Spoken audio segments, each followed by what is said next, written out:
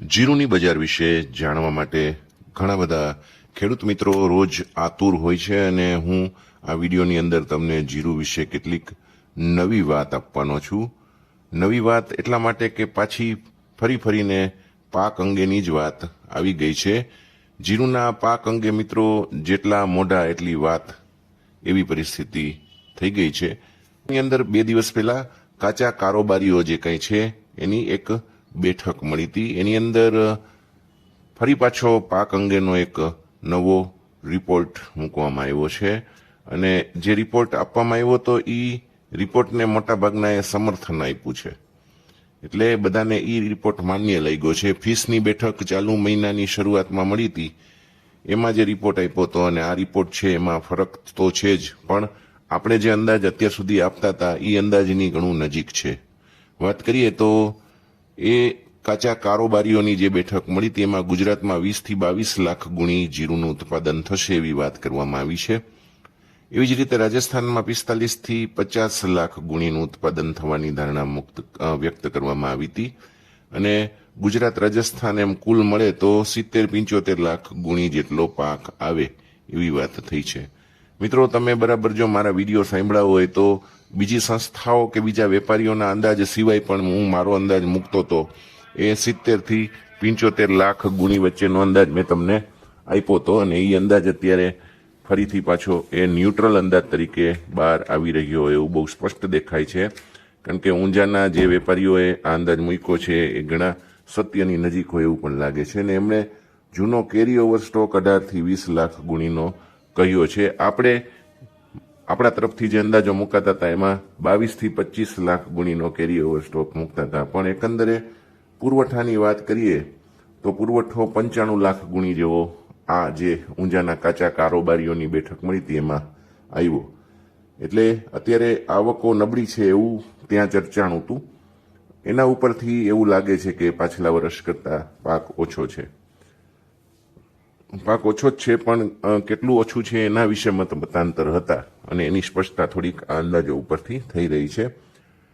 હવે આ બેઠકમાં એવી પણ ચર્ચા થઈ હતી કે 55-60 હજાર ગુણીની આવક ઊંઝાની અંદર ગયા વર્ષે આ સમયે થતી હતી. તમને જો ખ્યાલ હોય તો આમાં પ્રકાશ પાડજો. અને આ વર્ષે ઊંઝામાં આવક અત્યાર સુધી હજી સુધી 35,000 થી 38,000 ગુણી સુધી જ પહોંચી છે. એટલા માટે એવું લાગે છે કે પાક ઓછો છે, ઉતારા નબળા આવી રહ્યા છે, એટલે યાર્ડની અંદર આવક નથી થતી એવું ત્યાંની બેઠકમાં ચર્ચવામાં આવ્યું હતું. બીજું, સૌરાષ્ટ્રમાં અત્યાર સુધી ઘણી બધી આવકો થઈ છે. 1-1.25 મહિનાથી આવક થાય છે, પણ એમાં મોટાભાગના માલ હલકા, મધ્યમ અથવા તો નાના દાણાવાળા આવે છે.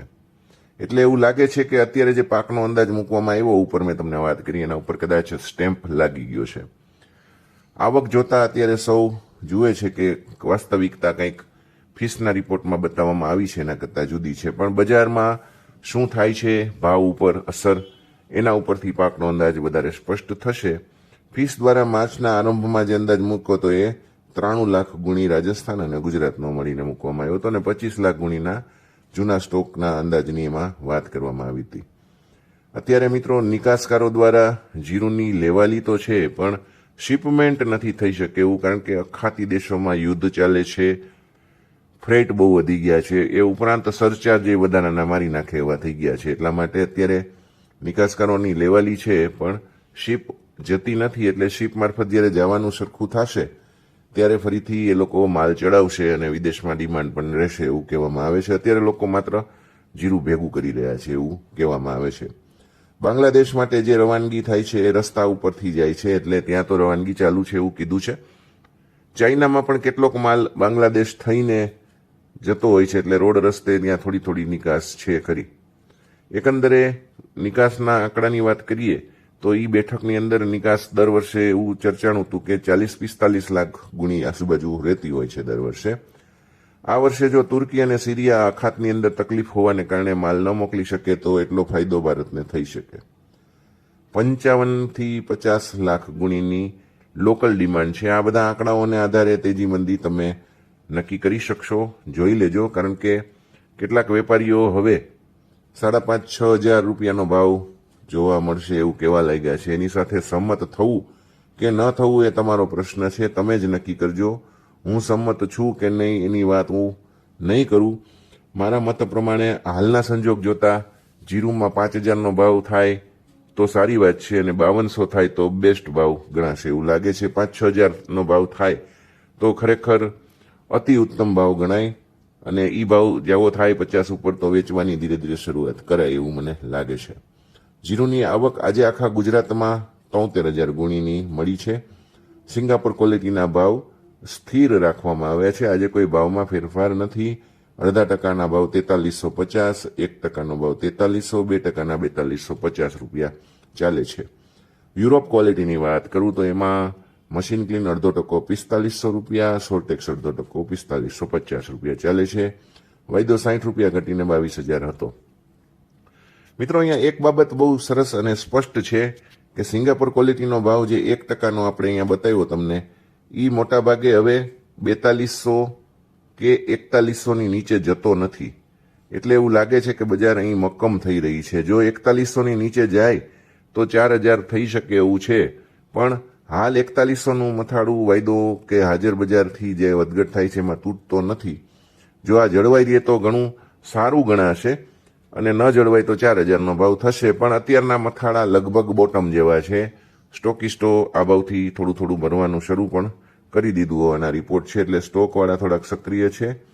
એ ઉપરાંત હવે તળિયાનું લાગે છે એ ભાવે જો કોઈને ઇન્વેસ્ટ કરવું છે તો એ ઇન્વેસ્ટર પણ અત્યારે સક્રિય હોય એવું સ્પષ્ટપણે દેખાઈ રહ્યું છે. જીરુ વિશે તમે શું માનો છો? ખાસ કરીને નવા પાક વિશે અને ભાવની આગાહી કેવી રહેશે, ભાવ કેવા થઈ શકે, એના વિશે તમારું જો કોઈ મંતવ્ય હોય તો અહીંયા જરૂરથી કોમેન્ટ તમે કરી શકો છો. કોમેન્ટમાં છૂટ છે, તમે તમારો મંતવ્ય કે મત આપી શકો છો, એટલે કોમેન્ટ અવશ્ય કરજો મિત્રો. ધન્યવાદ. સૌને જય શ્રી કૃષ્ણ. નવા જ કોઈ વિડીયોમાં આપણે ફરીથી મળીએ.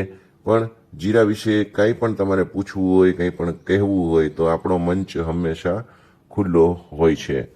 જરૂરથી સાથ સહકાર આપતા રહેજો. અત્યારે રજા લઉં છું. સૌને જય શ્રી કૃષ્ણ.